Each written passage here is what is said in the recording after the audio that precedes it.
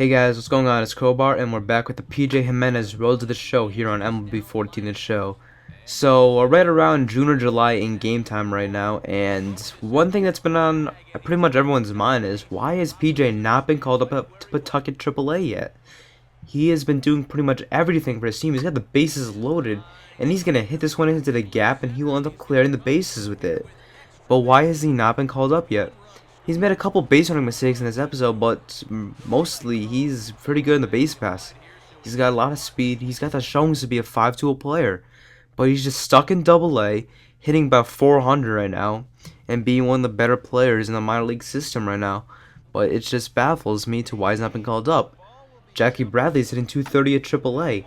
Sizemore is doing well at the MLB level, but why can't PJ be called to Triple A?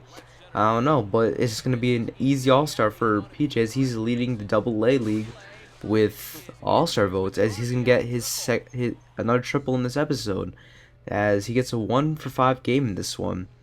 But I don't know, so we have not been called up yet, and it's kind of weird because this is second year in a row with my MLB 13 The Show character. We were not called up the whole season, but we get to skip the AAA and go right to the majors in the second season, after playing the first season in Double A, hitting 480 with 55 home runs.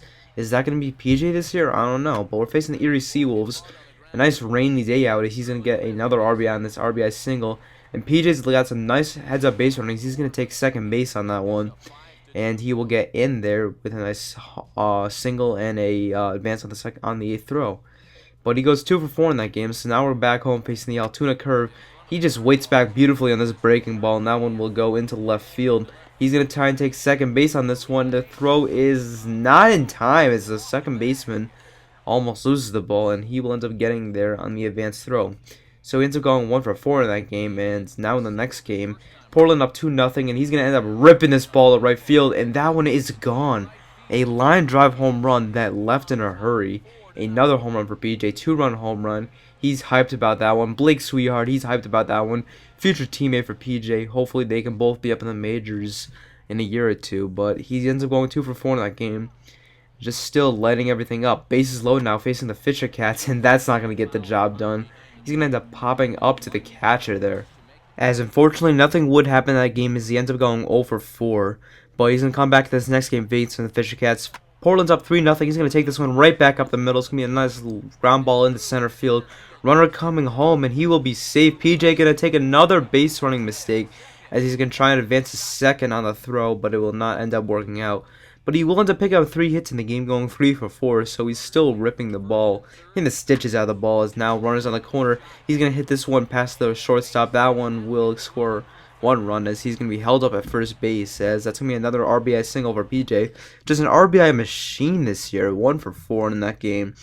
And what can this guy not do? I mean, 7-3 game now, runner on first base, breaking ball. This one's going to be hit into the gap, and that's just easy extra bases for PJ. Doesn't have to think about it. He's pretty much going to get a triple out of most of these, as he's going to be rounding second base in there with a stand-up triple and the RBI. Another great hit for PJ. Ends up picking up 2 hits in that game, striking out once, as now we move on. Facing the Reading Phillies, we now got a away game at one of the smallest parks, actually probably the smallest park in this game, as that ground ball is going to eat up the third baseman. PJ is going to take advantage of it, and he will end up getting to second base with an RBI single. So PJ now 4-1 game, bases loaded. This one's going to go past the third baseman. This third baseman's not having any luck with these balls today, as now a error in left field will make it a 2 RBI single now. So now it's going to be 3 hits in that game, as he ends up getting a lot of hits in that game, as I'm pretty sure we scored like 17 runs that game. But you're going to see, just check out those stats. Those are unreal stats. 372 average, 10 home runs, 57 RBI. Why has he not been called up yet? I don't know. Maybe the Red Sox system doesn't want him to be rushed yet, but this one, he's showing that he should be in the major leagues with a long home run against the rival Trenton Thunder. That one will be a 2 RBI home run, and now bases are loaded, 8-0 game. He's already got 2 RBI on his belt, and this one is going to be hit into right field. That will score 1 run, another RBI for PJ, and the bases will still be loaded for his team. 9-0 game now in the 3rd inning, and this ball is hit deep. This one is back, and it is gone.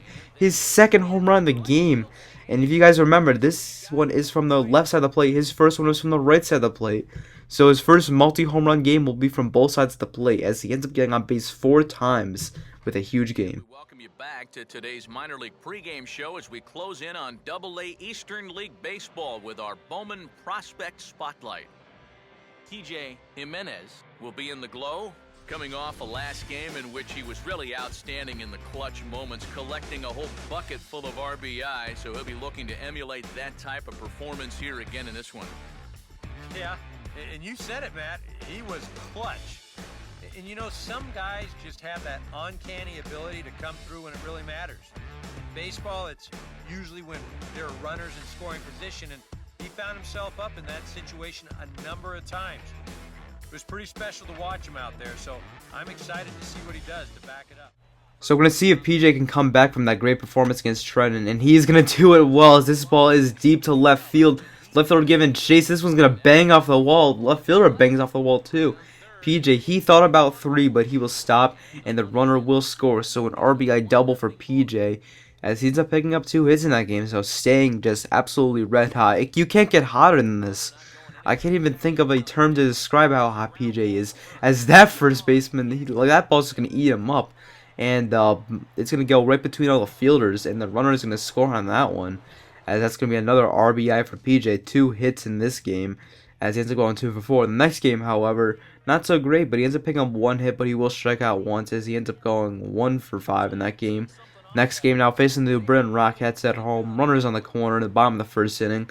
1-1 count and 1 away. This ball is going to be hit high and inside, and this one's deep to right field. And this one is gone into the bullpen. Another home run for PJ. Just hitting the stitchings out of the ball this episode, as that'll be his only hit of the game, as he ends up going 1 for 4, but still a pretty big hit.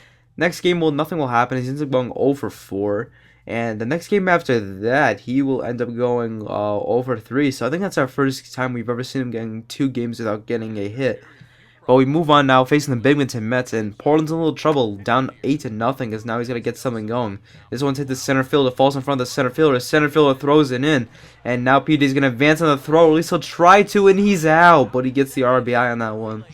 But that's costly, as I'll lose a base runner on that one, as he ends up going 1 for 4 in that game with a fielder's choice and a single. Moving on, facing the Fisher Cats now, 1-0 game. PJ trying to get his team back in here, as Albie hit the center field. It will be tracked down, but it'll be an easy sac fly for him. So he will end up getting the RBI, just keeping his RBI machine going. Another RBI from him. It seems like every game he's getting an RBI, which is pretty good. And it's a little bit to contribute to that is the great Portland Sea Dogs offense, as they are scoring a lot of runs and getting a lot of hits too. But this one will be into left field, and look at this, yet another RBI, as the runner will come home, and he is safe. So now we move on, as it's a 4-3 game. We need a base runner now. 1-run deficit, and PJ hits this one deep to left. Back goes the left fielder. He looks up, and that one is gone. PJ will end up tying the game, and Portland goes on to win this game in the 9th by a score of 7-4. So I hope you guys enjoyed the video. If you guys enjoyed it, give it a like, leave some comments. I'll see you guys in the next episode. Next episode will be the All-Star break. Hopefully PJ can make a good performance. Talk to you guys later. Bye.